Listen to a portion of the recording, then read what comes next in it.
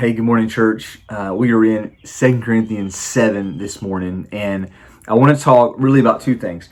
Paul's relationship to the church in Corinth, and then also Paul's relationship to Titus, and how it's really all connected. First, when it comes to Paul's relationship to the church in Corinth, we've seen that he has been defending his apostleship. Even back in 1 Corinthians, we see it especially, and we're going to see it more in 2 Corinthians, that Paul wants the church in Corinth to know, and there's some false teachers there, and this is important, but he wants them to know he's a legit apostle. He's an authentic apostle. He speaks with the authority of Jesus, and they should recognize that. But what you see here in 7 is that Paul starts, he really gives them charitable judgment. He gives them the benefit of the doubt. He's confident that indeed, hey, you do get it. You know I'm an apostle. You understand the authority that has been entrusted me from Jesus. And the evidence of that is the church discipline situation that we read about in 1 Corinthians 5. Okay, so in that situation, Paul, in 1 Corinthians 5, there was a member in the church who had acted in blatant, gross sin. And Paul, when he writes in 1 Corinthians 5 to the church, he actually he talks about how they should handle the individual, put the individual out of fellowship, excommunicate this person who is unrepentant in their sin. But he also he rebukes the church because of how they handled the situation. He says, you're arrogant. You should mourn. You should weep because of this situation, because of this sin. But instead, you're not. You got this wrong. You're being arrogant about it. And so he goes pretty hard. When it comes to how this church had not taken this sin seriously, had not sought to maintain their purity as the church.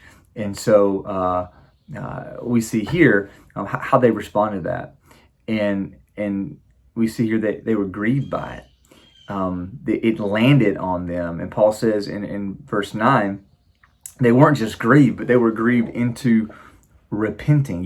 He says, for you feel a godly grief, so that you suffer no loss through us. Verse 10, for godly grief produces a repentance that leads to salvation without regret, whereas worldly grief produces death.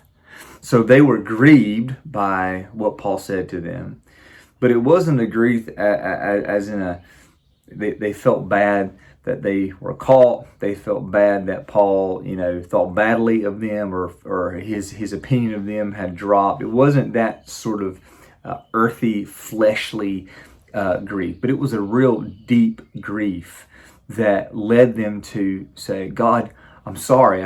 We handled this wrong. Basically it became an issue between them and God. It was grief to repentance, and they realized they had not taken sin seriously, and they turned from that. There was a change there, and Paul says, this is really, I think, important. That whole thing in 1 Corinthians 5, it wasn't really about that. It wasn't just about the individual in the sin. Let me just read to you what he says here in verse 12. He says, although I wrote to you, it was not for the sake of the one who did the wrong, nor for the sake of the one who suffered the wrong, but in order that your earnestness for us might be revealed to you in the sight of God.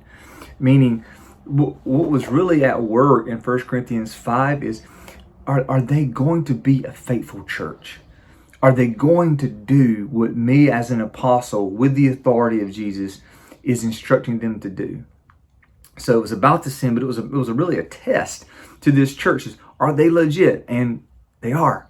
They are. They were grieved into repentance. And Paul says, because of that, verse 13, we are comforted. And his comfort, this is going now to Paul and Titus. We read about his comfort in verse 6. Okay, so we're going to back up here in verse 6, and we're going to end on this.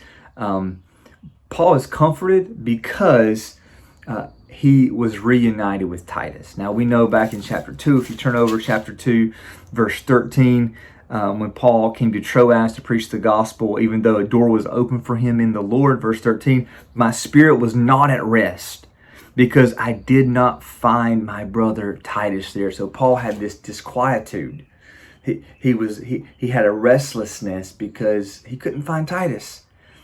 But look here at verse 6. But God, who comforts the downcast, comforted us by the coming of Titus.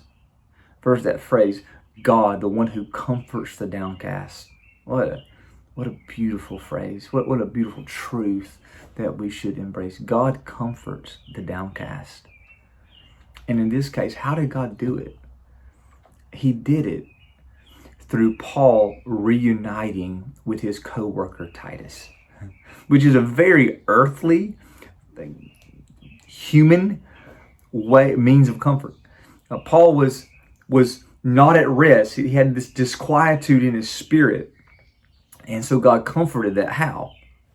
By bringing Titus to him. And part of Titus coming was Titus bringing the report of how the Corinthians had responded to Paul's first letter. So he's comforted by the reunion of his friend, and he's comforted by the report that his friend brought about the church in Corinth. And this is the application I just want to make. I really want to just focus in on that idea.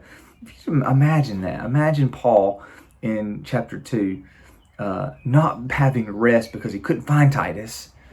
And then here in chapter 7, he's comforted. He does have rest because he finds Titus. The means through which God comforts him is through his friend. He's reunited with his friend. Paul receives his finding Titus to be a blessing from God. So I want to just encourage you, as you are downcast, and you are at times, we are downcast and we seek comfort. Where do you look for comfort? Well, look to God, but know that God sometimes, often, in this case, the way that God sent comfort was through a friend, through a person, through a coworker, through a friend who brought a good report, which is a very earthly, we might say it feels non-spiritual, right? But that's the reality we see here. And so as you seek the comfort from God, don't despise God's comfort through very earthly means, like a friend who you get to sit and talk with. And when it comes to you, did you know you can be the means of God's comfort for others? Sometimes by just showing up. Just show up. Just be there. And God might be pleased to use you to comfort the downcast. That's the word of encouragement here from 2 Corinthians 7.